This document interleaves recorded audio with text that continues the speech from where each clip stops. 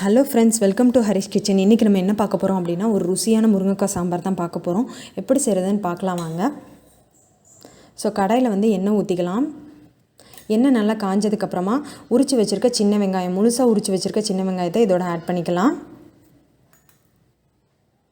வெங்காயம் நல்லா வதங்கினதுக்கப்புறமா தேவையான அளவு தக்காளி வந்து எடுத்துக்கலாம். நான் வந்து இதில் ஒரு தக்காளி வந்து ஆட் பண்ணியிருக்கேன். 3 பேருக்கு சாப்பிட்ற அளவுக்கு நான் சாம்பார் வைக்கிறேன்.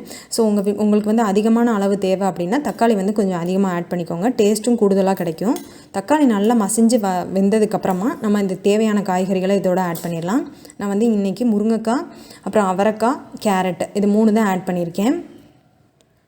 ஸோ இதை நல்லா ஒரு பரட்டி விட்டுறலாம். ரொம்ப வதங்கணும்னு தேவை கிடையாது. லைட்டாக வந்து பரட்டினதுக்கப்புறமா ஒரு மிக்ஸி ஜாரில் வந்து தேவையான அளவு சின்ன வெங்காயம், அப்புறம் வந்து தேங்காய்ச்சல் வந்து இதோட எடுத்துக்கலாம். இதை நல்லா அரைச்சிட்டு அதை இதோட ஆட் பண்ணிடலாம். வதக்கிக்கிட்டு இருக்கிறதோட ஆட் பண்ணிடலாம்.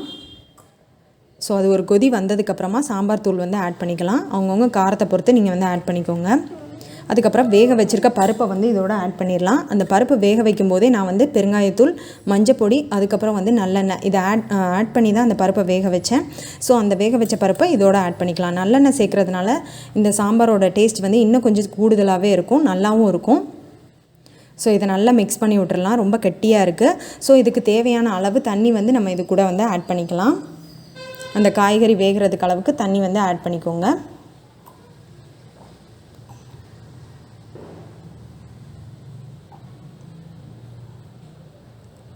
அதுக்கப்புறம் இந்த சாம்பாருக்கு தேவையான அளவு உப்பு வந்து ஆட் பண்ணிக்கலாம்.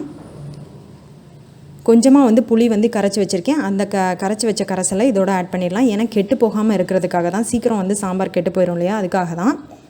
ஸோ கொதி வந்ததுக்கப்புறமா லாஸ்ட்டாக கொத்தமல்லி இலை வந்து போட்டு நம்ம இறக்கிடலாம். இப்போ தாளிக்கிறது எப்படின்னு பார்த்துருவோம்.